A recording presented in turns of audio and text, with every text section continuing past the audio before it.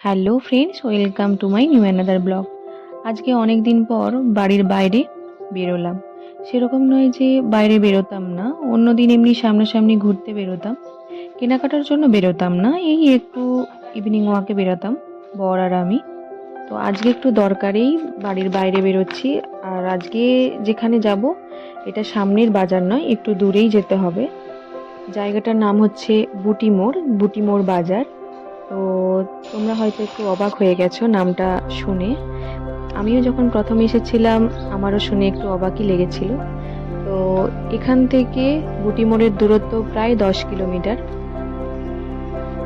তো এখান থেকে মেন রোড হয়ে অটো ধরে সিধে চলে যাব বাজারের দিকে।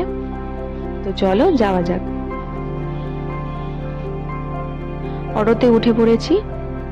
তো এবার চলে যাব মার্কেটের দিকে।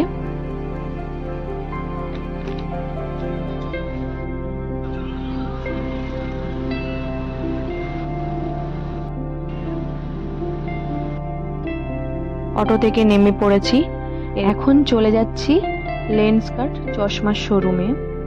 কদিন ধরেই আমার খুব প্রবলেম হচ্ছিল, যার জন্যই এখানে আসা। এর কারণ হচ্ছে নিয়মিত যে চশমাটা আমি ব্যবহার করতাম সেটা ভেঙে গিয়েছে, এমনিতেও পুরনো হয়ে গিয়েছে প্রায় 2 বছর। তো সেই জন্যই এখান থেকে আমি চশমাটা নেব বলে এখানে এসেছি। আর এখন যে চশমাটা পরে আছি এটা কোথাও যাতায়াতের জন্যই ব্যবহার করতাম। যাই হোক, চশমাটা আমার নেওয়া হয়ে গিয়েছে।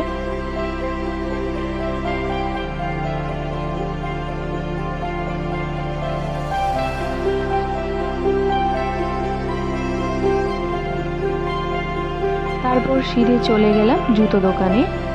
তো বর তার রেগুলার ইউজ করার জন্য জুতো নিচ্ছিল, একদম সিম্পল যে নর্মাল জুতোগুলো হয় সেগুলোই নিচ্ছিল। আমাকেও নিতে বলেছিল, বাট আমার সেরকম কিছু পছন্দ হচ্ছিল না, তাই জন্য আমি সেরকম কিছু নিলাম না।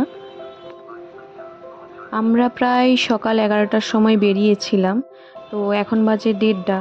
তো আমাদেরকে খুব খিদেও পেয়ে গিয়েছিল দুজনকে। তো বলল চলো তাহলে একটা রেস্টুরেন্টে যাওয়া যাক। রেস্টুরেন্ট ঠিক বলা যাবে না, একটা ধাবা স্টাইলেরই রেস্টুরেন্ট। এখানে হান্ডি মটন খুবই ফেমাস, তো সেই জন্যই এখানে আসা।